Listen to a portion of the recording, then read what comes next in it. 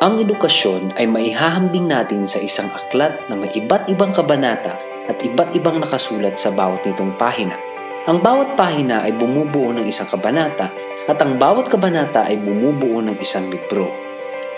Ating silipin ang mga nakasulat na sa aklat ng edukasyon dito sa Maasin.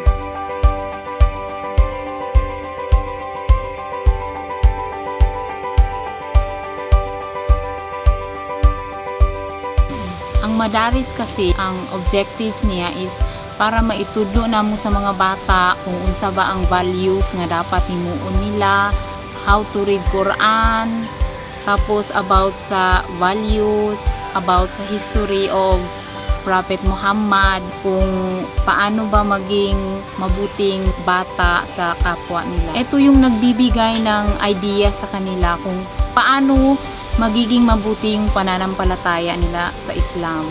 Kung walang madaris, hindi nila alam kung ano ba ang ibig sabihin ng Islam, kung paano nila ito susundin. Maraming salamat po sa Madaris kasi hindi na kami nahirapan ng sahod. Galing na po sa programa ng Madaris.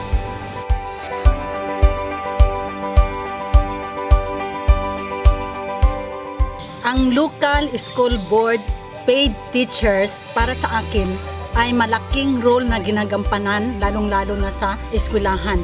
Na at least ang mga pangangailangan ng bawat paaralan ay matugunan, lalo na sa kakulangan ng mga guro. Kasi ang para sa kanila kung paano nila matutulungan yung mga mag-aaral na mabigyan ng tamang edukasyon. Lalong-lalo na sa panahon ngayon, ang kabataan dapat nasa paaralan. So, sa pag-increase ng mga enrollment sa school, malaki ang maitutulong ng local school board paid teachers. Sa lahat na nag-initiate ng local school board, pinapasalamatan namin at taos-puso kaming nagpapasalamat ng mga guro. So, in behalf ng mga guro, especially sa Tibali, nagpapasalamat kami sa mga initiator para sa local school board na sana manatili na ipagpatuloy pa ito para sa kakulangan ng mga teachers ngayon at matugunan ang aming pangangailangan. So, yan lang po.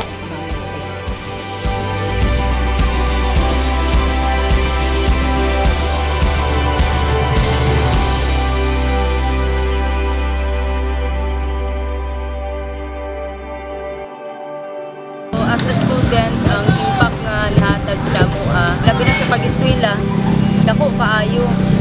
Kaya syempre kami, estudyante, kinahanglan puro kwarta. So napasalamat mi sa especially kay God nga naipamaagi na nga gihatag diri sa munisipyo, labi na kay mayor, then sa local government ng mga employees.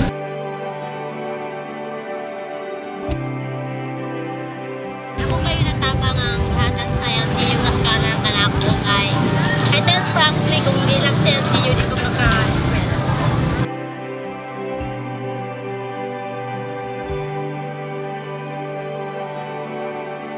Namatay akong mama last 2 years, na-disgrasya akong papa. Naka-stop ko 1 year sa akong pag-eskwela. Pero isa ka babae nga pursugi na makauman sa pag-eskwela para sa akong papa o sa akong mama. Napunod na tabang ang LGU sa kuha. Always ko naka-pray kay God na unta maka-eskwela ko karong nga year. Para sa akong youngest sister o sa akong papa nga na-disable karon. Salamat sa ilang hatag na ako sa scholarship. Hindi ako mabayad man pero I promise na makahuman ko na dili masayang ilang tabang ka na ko. Ito ay ilan lamang sa mga programang nakasulat na sa libro ng ating edukasyon. Tayo bilang isang magulang, isang guro, isang leader o isang mamamayan, ano ba ang maisusulat natin sa susunod pang mga kabanata sa libro ng edukasyon dito sa Maasin?